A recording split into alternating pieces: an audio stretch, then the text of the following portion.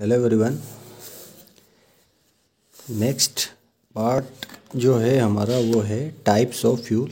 ठीक है, इसमें हम जो फर्स्ट देखेंगे वो है हमारा बायोगैस। ठीक है, बायोगैस ये एक फ्यूल के फॉर्म में यूज़ की जाती है। ठीक है, बायोगैस क्या होती है अब देखेंगे हम यहाँ पे हमारे बुक के अंदर। Biogas is obtained by the anaerobic fermentation. Anaerobic क्या होता है? Without the presence of oxygen. Clear है?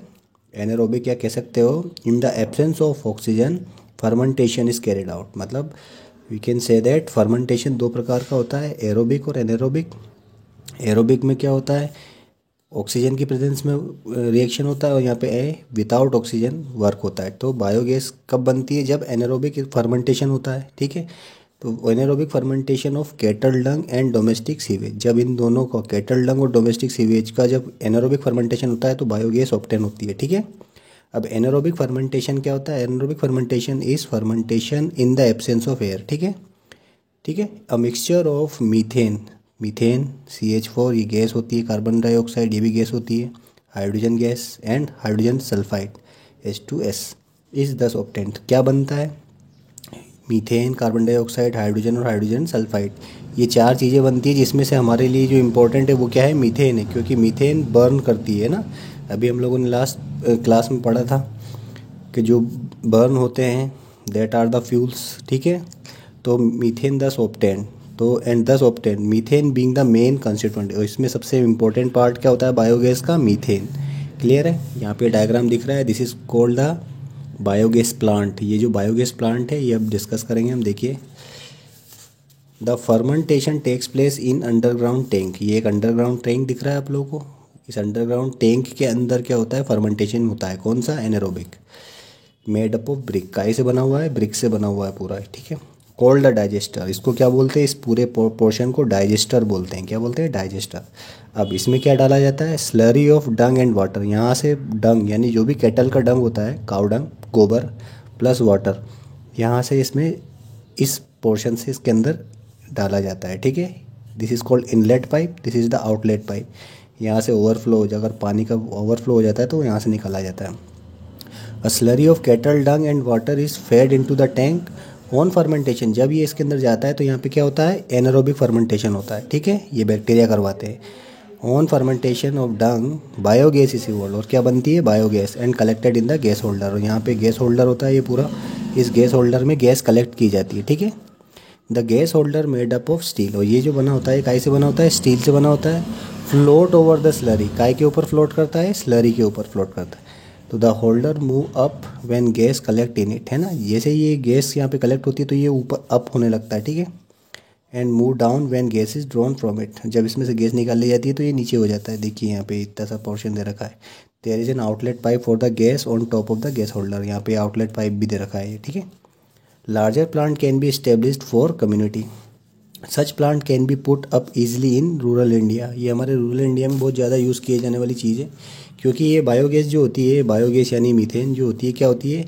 It is very important. अगर एक तरीके से कहा जाए, ये कोई भी अनबर्न कार्बन पार्टिकल प्रोड्यूस नहीं करती। ठीक है, ना ही कार्बन मोनोऑक्साइड प्रोड्यूस करती है। तो एक तरीके से क्या हो गई? ये बहुत इंपॉर्टेंट हो गई है, मतलब पोल्यूशन नहीं करती, इसलिए फ़ायदेमंद है। ठीक है, the government subsidise and promote the establishment of biogas plant through various agencies. तो गवर्नमेंट भी स्कीम्स चलाती हैं, बहुत सारे स्कीम या योजनाएं देती हैं जो ये बायोगैस प्लांट बनाए जाते हैं। ठीक है, तो देखिए इसके अंदर जो मेन पार्ट होता है क्या होता है? Methane the main constituent of biogas burn to give carbon dioxide and water. देखिए, जब मीथेन जलती है तो क्या बनता है? कार्बन डाइऑक्साइड और वाटर वेपर, दोनों ही हार्मलेस है, एक तरीके से पोल्यूशन नहीं करती है। ठीक है, तो इट बर्न्स कम्प्लीटली। ठीक है, no soot and carbon monoxide are form. देखिए लिखा हुआ नो सूट। सूट मतलब क्या होता है? अनबर्न कार्बन, यानी इसमें कोई कार्बन के पार्टिकल नहीं होते हैं, इसलिए ये क्या हो गई? एक तरीके से बहुत फायदेमंद गैस है। तो क्या है रिएक्शन? CH4 यानी methane plus oxygen gives CO2 water and heat, और ये हीट। क्लियर? तो बायोगैस इज वन फ्यूल। इसके बाद जो नेक्स्ट आता है कोल, सभी को पता है कोयला। Coal is the most widely found fossil fuel. ये क्या है? फॉसिल फ्यूल है, and is obtained from mines. Mines में से निकाला जाता है। It has been used from ancient time. Coal contain carbon is the main combustible substance. इसमें मेन पार्ट क्या होता है, कार्बन होता है मेन जो जलता है, ठीक है। ये कंबस्टिबल सब्सटेंस इसमें क्या है, कभी कोई पूछे आपसे कि कोल में कंबस्टिबल पार्ट क्या है, कार्बन, तो देखिए कार्बन का ऑक्सीजन के साथ रिएक्शन करोगे बर्निंग, तो क्या बनेगी, हीट बनेगी, ठीक है। तो depending upon the type carbon contents varies from 55% to more than 90%। तो कोल भी डिफरेंट टाइप के होते हैं, उसमें परसेंटेज ऑफ कार्बन डिसाइड करता है कि वो कोल किस टाइप का है। समझ में आई बात, कार्बन किस टाइप का, मतलब कोल किस टाइप का होगा, यानी ये भी वेरी करता है 55% से 90% तक कोल में कार्बन कंटेंट पाए जाते हैं, ठीक है। However coal has the following disadvantage. अब इसके कुछ डिसएडवांटेज हैं, देखिए क्या। It contains compound of nitrogen sulphur as impurities. इसमें सल्फर और नाइट्रोजन के कंपाउंड पाए जाते हैं, which also burn to form oxide of this element. तो ये भी जलते हैं जब कोल जलाते हैं। तो दिस ऑक्साइड्स आर पॉइजनस, और ये कैसे होते हैं, जहरीले होते हैं ये ऑक्साइड, इसके पॉल्यूट द एटमॉस्फेयर, ये पॉल्यूशन क्रिएट करते हैं। In an insufficient supply of air coal burn to form carbon monoxide. अगर कोल इनसफिशिएंट यानी अगर कहा जाए सप्लाई ऑक्सीजन की सही नहीं हो तो क्या होगा, ये कार्बन मोनोऑक्साइड बनाएगा, विच टू इज़ पॉइजनस। और carbon monoxide is very dangerous, poisonous होता है, पॉल्यूट द एयर। जैसे देखिए ये रहा कार्बन मोनोऑक्साइड बन गया, इट इज़ वेरी पॉइजनस। इसके बाद अगला जो डिसएडवांटेज है इसका क्या है, a lot of soot is formed. Coal जब जलाते हो तो सूट बनता है, बिल्कुल ब्लैक ब्लैक धुआं निकलता है ना, तो वो ब्लैक ब्लैक धुआं जो होता है उसमें कार्बन कंटेंट बहुत होता है, ठीक है। तो ये भी एक डिसएडवांटेज है इसका। All that exist in coal is not combustible. Coal के अंदर सब कुछ जलने वाली चीज़ें नहीं होती हैं, ठीक है। So there is a fair amount of waste, उसमें बहुत ज़्यादा वेस्ट पाया जाता है। Coal dust cause health problem for miners. Coal का डस्ट क्या करता है, हेल्थ प्रॉब्लम क्रिएट करता है, ठीक है। तो ये था कोल। अगला आता है हमारा petroleum and natural gas. Petroleum and natural gas is another type of fuel which is use recently. तो petroleum is a thick dark strong smelling liquid. Petroleum क्या होता है, एक लिक्विड होता है, कैसा होता है, मतलब थिक होता है, डार्क होता है और स्ट्रॉन्ग स्मेल आती है इसमें से। Generally found deep under the earth. कहाँ पाया जाता है, अर्थ के अंदर। इट यील्ड्स मैनी फ्यूल, ठीक है। इससे बहुत सारे फ्यूल्स बनते हैं, देखिए petroleum, petrol, kerosene, diesel, fuel, methane, सब बनता है इससे, ठीक है। Unrefined petroleum is called crude oil. ज़मीन में से जो अनरिफाइंड पेट्रोलियम प्रोडक्ट निकाला जाता है, एक ऑयल निकाला जाता है, उसको क्या बोलते हैं, क्रूड ऑयल। अब इस क्रूड ऑयल को ही क्या किया जाता है, डिस्टिलेशन किया जाता है, तब हमको अलग अलग अमाउंट पे अलग अलग फ्यूल्स मिलते हैं। Natural gas collect over petroleum inside the earth. और नेचुरल गैस हमको वहीं से मिलती है जहाँ से हम पेट्रोलियम निकाल रहे हैं। Wells are sunk to extract them. Wells बनाए जाते हैं, उनमें से निकाला जाता है। Natural gas is directly transported through pipe and used. Crude oil is transported to oil refinery for processing. और ये जो क्रूड ऑयल है ये कहाँ ट्रांसपोर्ट किया जाता है, रिफाइनरीज में, जहाँ पे रिफाइन किया जाता है। अब रिफाइनिंग देखते हैं हम, पेट्रोलियम की refining. Petroleum contain large number of component with different boiling point. देखिए इसके अंदर बहुत सारे कंपोनेंट्स होते हैं जिनकी डिफरेंट डिफरेंट बॉइलिंग पॉइंट्स होती है। तो उन बॉइलिंग पॉइंट के बेसिस पे हम क्या करते हैं, फ्रैक्शनल मतलब होता है अलग अलग पार्ट में हम उनको डिस्टिल करते हैं, यानी सेपरेट करते हैं। देखिए इस टैंक के अंदर अगर आप देखोगे ये फ्रैक्शनल डिस्टिलेशन का एक प्रोसेस होता है। इसमें क्या होता है, अलग अलग पोर्शन पे अलग अलग, यहाँ पे पेट्रोलियम पार्ट प्रोडक्ट है सारे। अब यहाँ पे टेम्परेचर क्या है, 3, देखिए सबसे कम टेम्परेचर यहाँ से स्टार्ट हो रहा है, यहाँ से देखिए 40 to 170 डिग्री सेल्सियस। यहाँ पे टेम्परेचर इतना ही रहेगा, यहाँ पे टेम्परेचर इतना रहेगा 170 से 250। यहाँ पे टेम्परेचर 250 से 350, यहाँ पे 350 से 4। मतलब अलग अलग चैम्बर में अलग अलग टेम्परेचर है और उन सभी में पेट्रोलियम है, ठीक है। तो जैसे ही पेट्रोलियम इसमें इन टेम्परेचरों पे हम बर्न करेंगे तो क्या मिलेगा हमको, 40 से 170 पे पेट्रोल मिलेगा, इस 170 से 250 पे केरोसिन मिलेगा, 250 से 350 पे डीजल मिलेगा, 350 से 400 पे फ्यूल मिलेगा। ऐसे फ्रैक्शनली हम अलग अलग टाइप के फ्यूल्स ऑब्टेन करते हैं फ्रॉम पेट्रोलियम, ठीक है। तो the separated part are called fractions. Fractional distillation of petroleum is carried out in high steel tower. ये हाई स्टील टॉवर होता है, ठीक है। In a oil refinery the crude oil is vaporised to about 400 degree Celsius and the vapor are fed into the tower. As the vapor rise, they are cooled. The fraction with the highest boiling point condenses in the lowermost region. The liquid collect in cooling tray and is let out. The lower boiling point, a lower component, boiling component rise up the tower and condense in subsequent stage in decreasing order of boiling point. तो अलग अलग stage पे इनको अलग अलग तरीके से निकाला जाता है। इसके बाद the uncondensed gas called petroleum gas comes out of the topper. और सबसे टॉप पे क्या निकल जाती है, पेट्रोलियम गैस निकली जाती है। क्योंकि ये ऊपर है ना, वेपर बन के जाएगी। The residue left contain asphalt. अब इसमें से जो रेसिड्यूज निकलते हैं जैसे asphalt, paraffin wax, lubricating oil, ठीक है, ये भी सब यूज़ किए जाते हैं। The different fraction with the boiling range and use are given in table. अब इस टेबल में देखिए, पेट्रोलियम गैस बनाई जाती है बिलो 40 डिग्री सेल्सियस, इसकी बॉइलिंग रेंज है।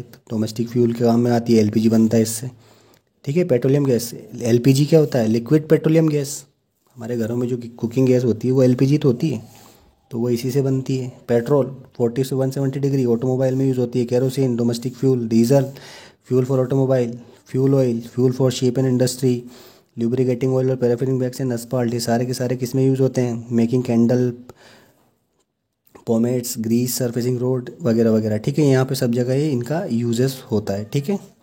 तो ये था पेट्रोलियम, जो भी एक नेचुरल तरीके से हम कह सकते हैं this can be used as a fuel. अब इसके बाद आता है natural gas. It is mostly methane. Natural gas को क्या बोलते हैं हम? मीथेन बोलते हैं। It is also a fuel. क्यों काम आता है? बर्न करने के लिए, to getting heat which burn completely produce carbon dioxide and water vapour. देखिए, जब भी आप मीथेन को बर्न करोगे तो carbon dioxide, water and heat मिलेगी, ठीक है। As no soot is formed, methane is considered as very clean fuel, ठीक है। इसको वेरी क्लीन फ्यूल के रूप में माना जाता है। वेरी क्लीन फ्यूल कौन है? मीथेन, ठीक है, याद रखना। कंप्रेस्ड नेचुरल गैस, सीएनजी, इसका भी नाम सुना होगा आप लोगों ने। Is there for preferred to diesel और petrol for use in public transport. आजकल सीएनजी का यूज़ होने लगा है, compressed natural gas, which is very important fuel. अब एक क्वेश्चन यहाँ पे देखिए, what makes a good fuel. कौन सी चीज़ें किसी भी फ्यूल को गुड फ्यूल बनाती हैं? वो यहाँ पे कुछ कैरेक्टरिस्टिक दे रखी हैं, कुछ खासियत, जिसकी वजह से कोई भी फ्यूल अच्छा हो सकता है। इसमें सबसे पहले इसमें देखिए, सबसे पहले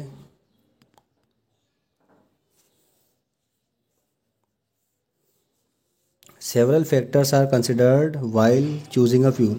अ good fuel should have the following characteristic. It should be easily available. एक तो क्या है, ये इजीली अवेलेबल होना चाहिए। इट शुड बी चीप, कैसा होना चाहिए? सस्ता होना चाहिए। It should have high calorific value, इसकी क्या होनी चाहिए? हाई कैलोरीफिक वैल्यू होनी चाहिए, ठीक है, क्लियर है। इसके बाद हाई कैलोरीफिक वैल्यू, इसके बाद इसके it should have low ignition point, इसका इग्निशन पॉइंट कम होना चाहिए, which is not lower than room temperature, lower room temperature से कम नहीं होना चाहिए। It does not catch fire at room temperature, room temperature पे कैच फायर ना करे तो अच्छा फ्यूल है। It should not burn too fast too slowly, जल्दी बर्न ना हो और लेट बर्न ना हो तो अच्छा फ्यूल हो जाएगा। The combustion of the substance should not produce harmful substance like shoot and poisonous gas. अगर कोई भी फ्यूल है उसमें से शूट और पॉइजनस गैस नहीं निकल रही है तो वो अच्छा फ्यूल हो जाएगा। No residue should be left on combustion, कोई भी रेसिड्यू अगर नहीं बच रहा है जलने के बाद तो वो अच्छा फ्यूल है।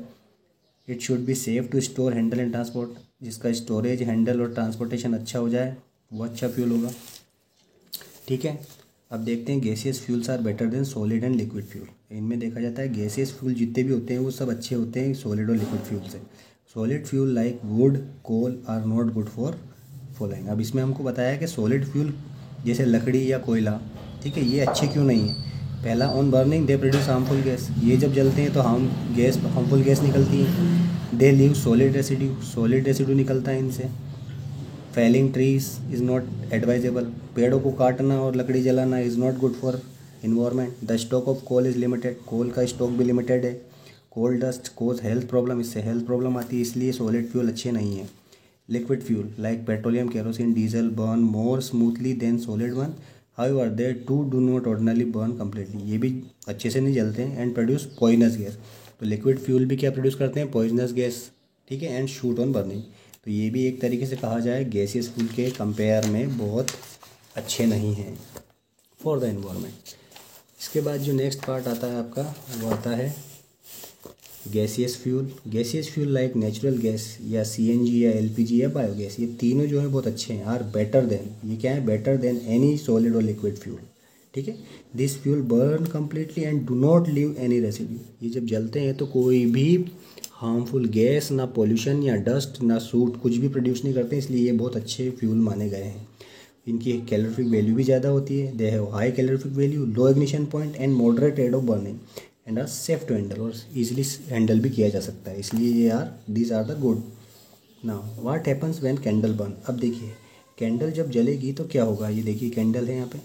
What happens when candle burn, the wax of candle is a solid fuel. अब वैक्स जो होता है कैंडल का वो क्या होता है, सॉलिड फ्यूल होता है। When we light a candle the wax first melt. सबसे पहले क्या होता है, जब कैंडल जलाते हैं तो ये वैक्स मेल्ट होता है and then gets partly vaporise, और वेपर बन के उड़ जाता है। The vapour burn to give heat and light. जब वेपर बर्न होता है तो क्या होता है, हीट और लाइट बनती है, ठीक है। Carbon dioxide, suit, water vapour also produce. तो ये तीनों चीज़ें बनती है इसमें जब कैंडल जलती है, carbon dioxide, soot and water.